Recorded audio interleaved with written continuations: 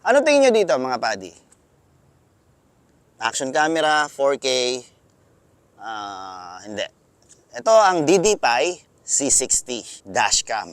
At sa akin palagay, in my opinion, ito ang pinaka-sulit, pinaka-magandang dashcam ngayong 2025. Allow me to explain. Dahil nga hindi lang isa, hindi rin dalawa, kung hindi tatlong camera, meron itong DDPi C60 mga buddy. Ito, may 4K resolution with maximum 256GB na micro SD card na pwede mong ilagay dyan, no? Para mas mahaba yung recording, kung gusto mo na mas mahabang recording. Pero shrinkable naman yan sa 1080p. Kung maliit lang yung SD card mo, mas mahaba yung recording na makukuha mo. Dahil dito nakakabit yung rear view, syempre kasama na rin dun yung recording ng SD card. Ito naman, pang onboard, para meron kang recording dito sa loob. Halimbawa, yung sasakyan mo, ginagamit mo pang hanap buhay, alam mo na, yung mga TNVS, mga ganyang uri ng sasakyan. At least may recording ka dito sa loob. Ito naman, ang resolution nito is 2K mga buddy. Quality, paano ko nasabing quality? Presentation box pa lang, alam mong hindi na siya basta-basta.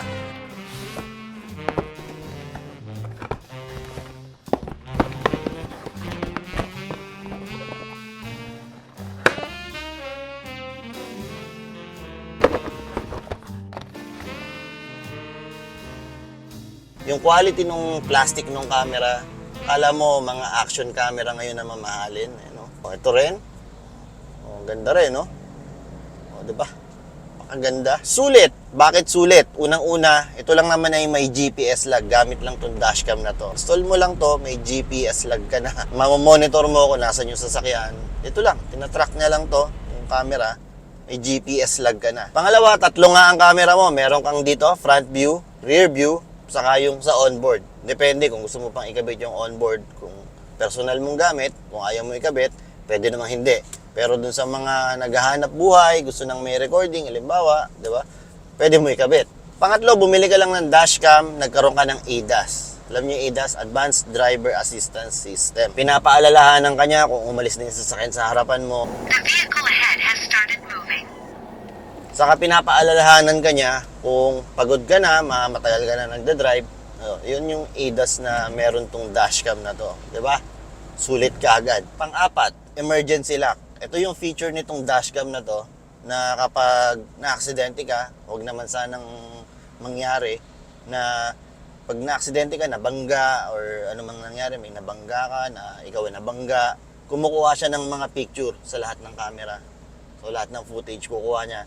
Lahat ng mga angle ng camera mo, kukuha na niya ng picture. O diba, napakagandang feature. Meron ka agad mga nakasave na picture sa mga SD cards na pwede mong i-transfer sa PC mo kung kailangan. Panglima, link function. Ngayon, kung naka-enable yung dalawang camera mo, yung main camera mo, yung onboard, saka yung front camera mo, naka-enable yung link function niya, pwede mo siyang i-live monitoring sa mobile phone mo. Basta i-download mo lang yung app nila, scan mo lang ng cellphone mo, tapos ayun na, i-connect mo na dun sa cellphone mo yung mga camera and enable mo yung link function, mapapanood mo ng live sa cellphone mo yung nakukuha ng camera mo. Pang-anim, 4G Cloud Box. Ito, optional naman to. Pwede mong bilihin yung 4G Cloud Box. Mas marami ka pang ma-unlock na feature, gaya ng 4G connectivity dyan sa mga camera. Para pag nag-live viewing ka sa cellphone mo, mga buddy, mas mabilis yung transfer ng data, di ba? Syempre, minsan pag mabagal ang connection, putol-putol yung images.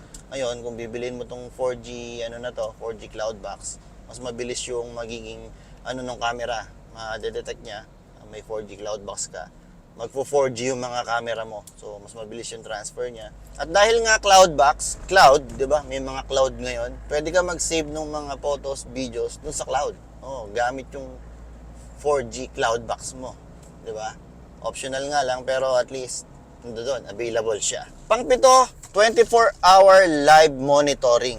Pero ito, mga buddy, optional din to. Kasi kailangan dapat yung power supply mo, yung 12-volt socket mo, i-modify mo na kahit nakapatay na yung susi, meron pa ring dumadaloy na power. Although may konting modification, pero at least available yon. Available din yung 15 minutes recording pagkapatay mo nung susi, nung sasakyan mo. Basta i-on mo lang yung function sa cellphone mo or sa camera, ayun na, pagkapatay mo, 15 minutes, pag wala ka na dito sa sasakyan, i-record niya yung nangyayari sa paligid. Kung ayaw mo ng 24-hour monitor. At hindi lang yun, pwede mo pang utusan yan mga padi. Honk for me! Take photo. Oh, narinig niyo yung click na yun. Take photo. Take photo. At dahil ito nga ay may night vision 2 feature, ito, raw video to. Raw video yan. Nakikita nyo ngayon. Yan ang ano niya. Yan ang capture niya sa gabi. Kaya kung naghahanap kayo ng dashcam na quality at sulit, highly recommended ko to. DD5 C60.